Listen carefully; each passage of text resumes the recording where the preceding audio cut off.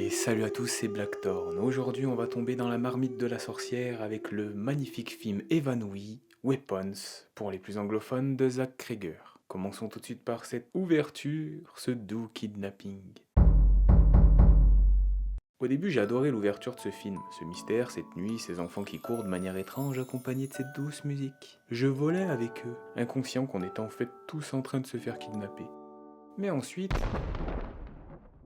au moment où l'on frappe à la porte de Justine pour lui faire peur, et que tante Gladys apparaît au plafond, je me suis dit, ça a l'air d'être un film à jumpscare. Car là, ça en fait déjà deux d'affilée, et en général, les films qui cumulent les jumpscares, ben, c'est pas génial quoi. Mais non, non, non, très belle surprise par la suite. Il y en a plein des ressorts horrifiques dans ce film. Et il a pris une détournure des plus agréables. Donc du coup, j'appelle ça une fausse déception. Globalement, on est encore plus content du film, car à la base on croyait qu'on allait être déçu. Et je trouve que ça donne au film une force supplémentaire par rapport aux autres films où ben, on n'a pas eu cet effet de fausse déception. Ça m'est arrivé aussi dans It Follows. Il y a ma critique sur la chaîne si vous voulez aller la voir, mais bon, reprenons. Structure narrative non linéaire.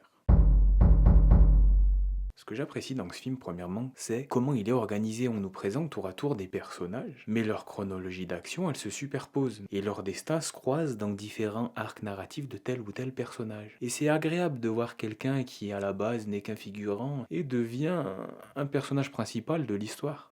C'est rare d'avoir une narration non linéaire dans un film, et encore plus dans un film d'horreur, je trouve. En avez-vous en tête?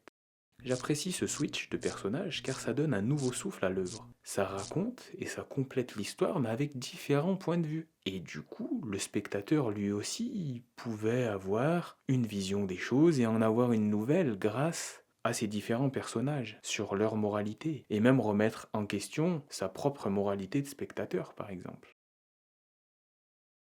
De plus, ça répartit équitablement le temps à l'écran pour chaque personnage. Et ça c'est beau car on passe à plusieurs héros.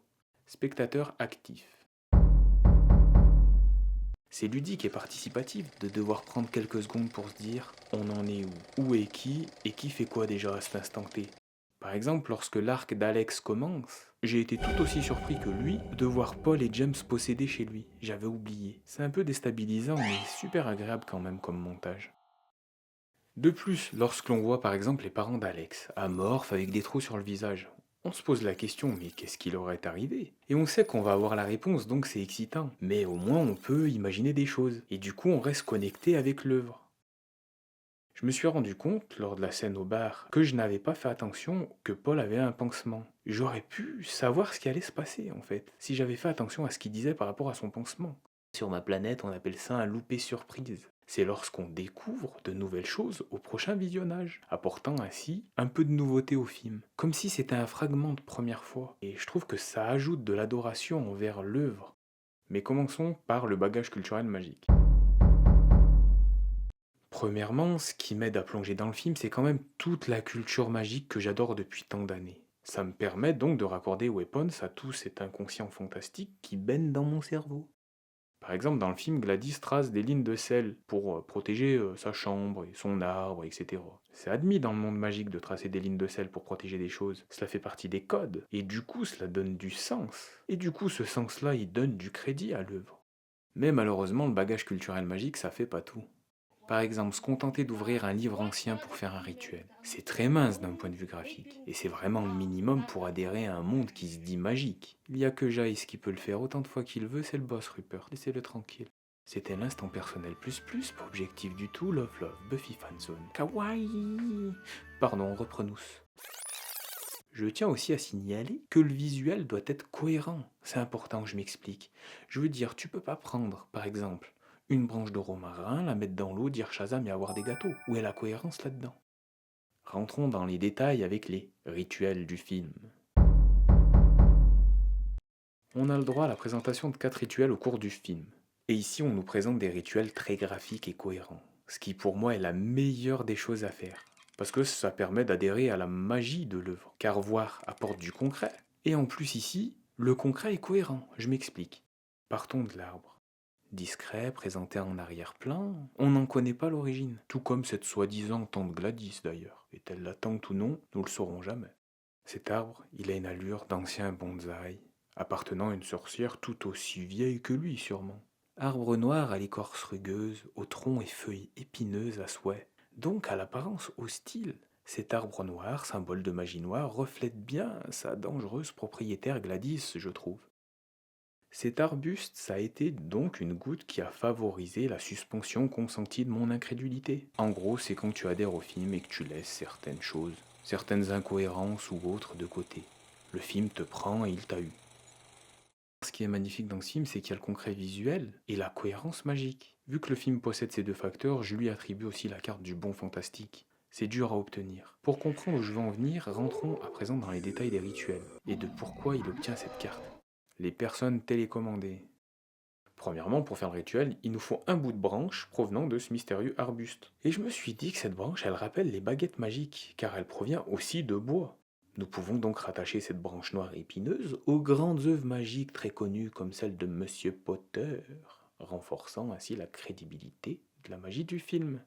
Ici, son utilisation, elle diffère et crée ainsi de l'originalité. On voit pas Gladys brandir des baguettes et lancer des sorts, hein. Mais non, elle les casse. Autre chose qui est admise dans le monde magique, c'est que pour contrôler quelqu'un, il faut lui voler un objet. La popote de tante Gladys. Premièrement, elle enroule l'objet autour de la branche noire. Comme pour lier le réel, l'objet, avec le surnaturel, la branche. Je trouve ça cohérent. Ensuite, elle se pique le doigt pour répandre son sang sur l'objet, mais aussi pour qu'elle se lie au processus magique, comme pour dire par mon sang je fais partie du rituel. Et pour éliminer une personne, il faut un quatrième ingrédient. Ici, une mèche de cheveux, et la lier à l'ensemble. Et je trouve que prendre une mèche de cheveux, c'est très cohérent, parce que c'est une partie physique de la personne, c'est biologique, et cela renvoie au vivant. Et c'est ce que Gladys vise, la vie de la personne. Du coup, c'est bien choisi, je trouve. Et pour finir, je me suis longtemps posé la question de pourquoi cette cloche s'était si bien choisie. Et je me suis dit avec un son de cloche, si on est aisé, on peut avoir un serviteur, prêt à exécuter pour moi son maître quelque chose. Ou même, ici, exécuter plutôt quelqu'un. Du coup, c'est super bien choisi aussi. Pour annuler le sort, elle jette l'ensemble dans l'eau. Comme pour laver le sort, il se dissout dans l'eau, comme si on lavait du linge sale. Il disparaît. C'est tellement bien pensé et visuel. C'est symbolique, limite poétique, je trouve. Passons au second rituel, les enfants batteries. C'est le rituel qui a permis de conduire 17 gamins dans une cave. Le matos de tante Gladys. Gladys, elle a besoin d'objets appartenant aux enfants pour les contrôler. C'est d'une part visuel, donc cinématographique. Et de plus, ce sont des affichettes de casiers d'école, faites main par les enfants pour eux-mêmes. Comme si c'était de petites cartes d'identité, une petite partie d'eux-mêmes. J'adore ce choix d'objets si symbolique. Ça crée en fait un lien plus cohérent par rapport au contrôle magique, je trouve.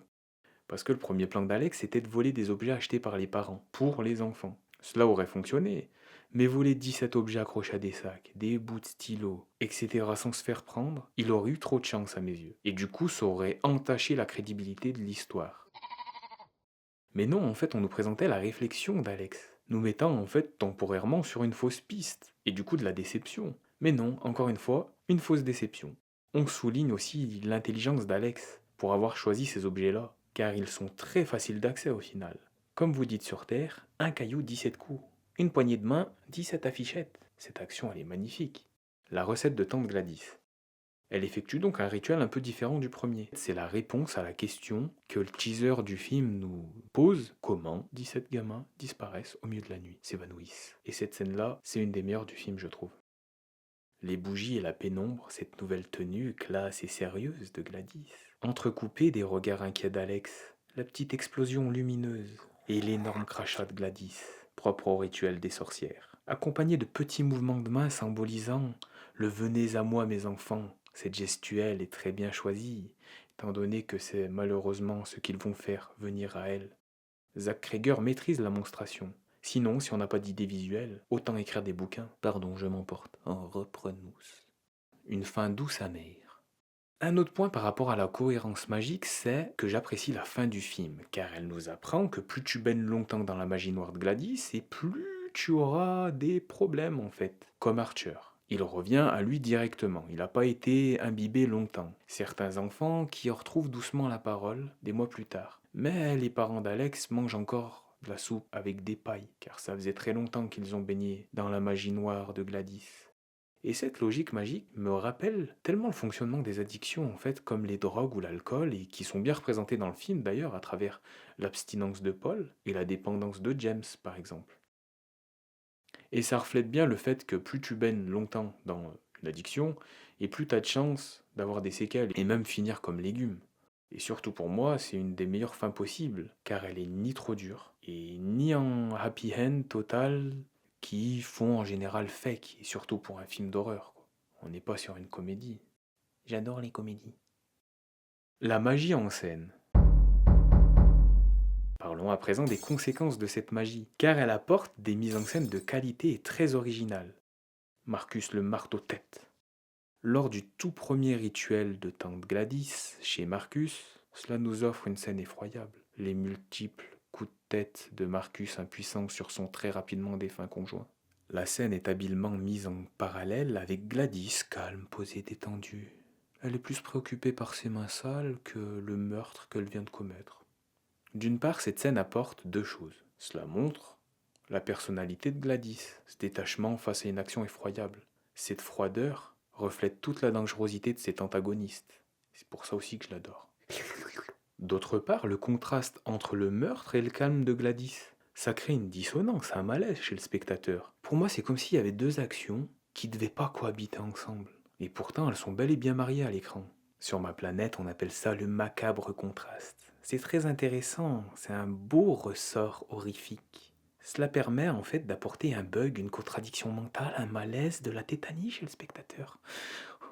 C'est passionnant. Par exemple, petite soucoupe parenthèse, à la fin du film Des Tours Mortelles Fondation, il y a une scène violente qui est accompagnée d'une musique douce. Là aussi, c'est un contraste.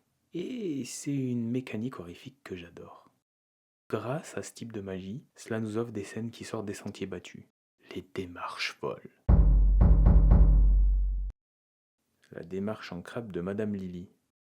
C'est en pleine nuit et sans un bruit qu'un zoom avant nous montre longuement la porte d'entrée de la famille Lily et qui finit par s'ouvrir. Montée de tension numéro 1, laissant apparaître une silhouette jouant avec l'obscurité, du coup avec notre imagination.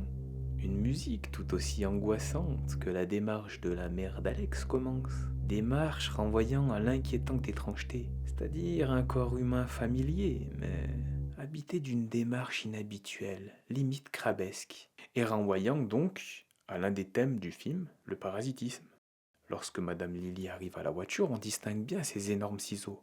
Deuxième montée de tension, pour ensuite disparaître quelques secondes, jusqu'au bruit de portière qui nous fait comprendre qu'elle est présente dans la voiture. Justine, ivre morte, ne l'entend pas, et la mise en scène joue avec le hors-champ quelques secondes, laissant le temps suspendu pour le spectateur, sans information visuelle. Madame Lily est-elle en train de lever le bras pour planter son énorme ciseau dans la nuque de Justine? Non, elle finit par tendre la main, la ramener dans le champ et couper une mèche à Justine, qui servira malheureusement à Gladys plus tard pour l'attaque de Marcus sur Justine. C'était tendu.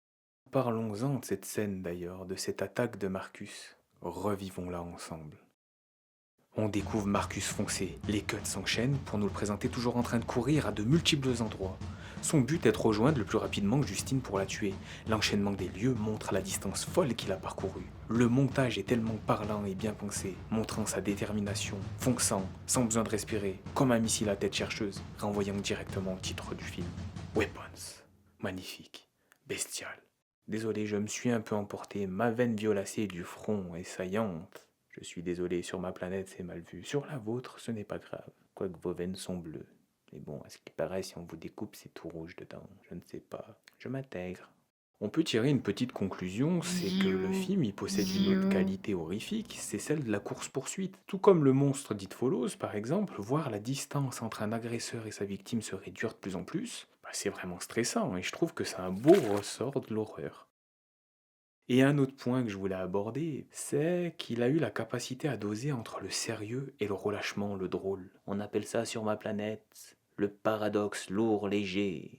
Ce qui fait qu'un film d'horreur ne dépasse pas la frontière qui m'entraînerait dans le choc ou le traumatisme. Et qui peut totalement me sortir de l'œuvre, par exemple comme Bringer Back. J'ai fait un short sur ma chaîne sur la dureté de l'œuvre et pourquoi je veux pas le revoir. Et en parlant de cet équilibre, passons au moment drôle du film. Le burlesque. James multichute. Commençons par la première scène hilarante. James est possédé et il fonce à de multiples reprises sur Archer pour tenter de le tuer. Là, il y a le côté drôle. James est mince et Archer assez fort. Cela produit de sacrés voltiges, du corps amoindri de James. Et Archer le fait chuter de nombreuses fois, et la répétition de cette chute, ça en va du ressort du comique à la base. Du coup, dans un film d'horreur, il y a une carte comique de répétition, c'est incroyable. Cela apporte une touche de légèreté à l'œuvre. Mais sans oublier que c'est un combat à mort, et que James reste un humain possédé, en plus d'être un pauvre junkie, laissant une place de sérieux tout aussi importante que le drôle. Je riais donc jaune. Archer, le gratteur de maison.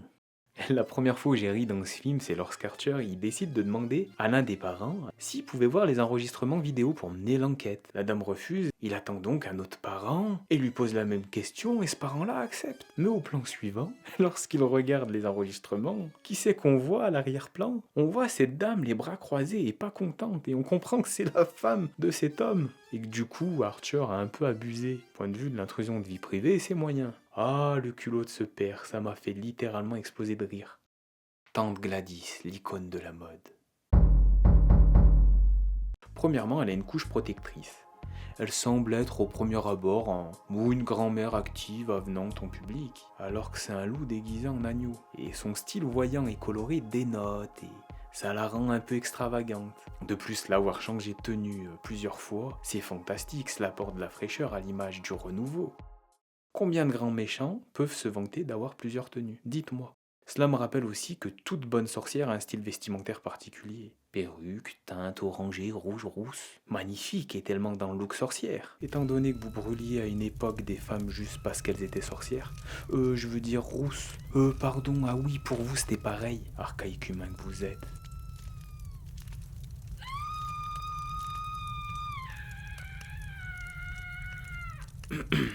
Désolé. Abonnez-vous. Ses yeux asymétriques, ses lobes d'oreilles pendants, sa perruque avec cette frange si courte et son maquillage mal posé, ça nous renvoie quand même à quelque chose de oui humain, mais il y a quelque chose d'inquiétant là-dedans.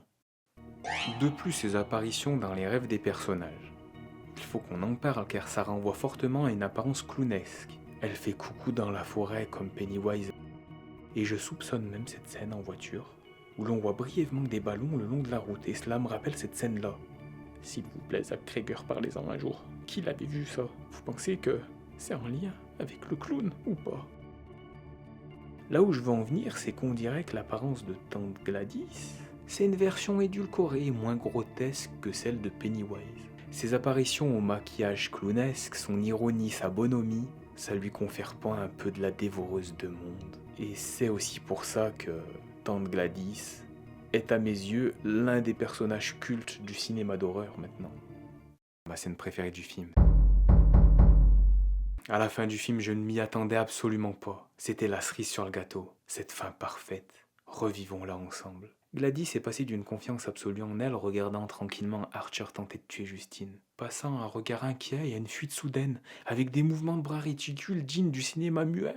Obligée de courir en pyjama dehors, elle qui appréciait tant être présentable, se faisant courser par 17 gamins assassins accompagnés des effets spéciaux, où les défonçages de vitres étaient magnifiquement bien faits, dans un rythme soutenu avec des steadicamers d'exception, et avec la mention spéciale à toi cerise sur la cerise du gâteau, toi cet enfant plus rapide que les autres, prenant un raccourci en explosant la fenêtre, au lieu de suivre Gladys par la porte, et finissant par la tacler au sol. T'étais incroyable, gamine. Et merci aux effets spéciaux et aux 17 gamins qui ont démembré la sorcière. Vous êtes la cerise sur la cerise de la cerise du gâteau. Et merci, j'imaginais des fins vers la fin. Mais jamais, au grand jamais, je n'aurais imaginé la vôtre. Merci à vous, Zach Krieger.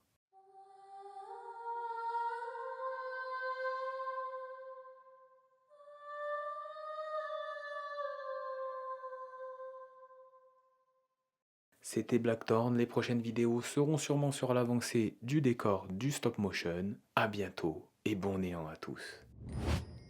Car l'horreur c'est fantastique.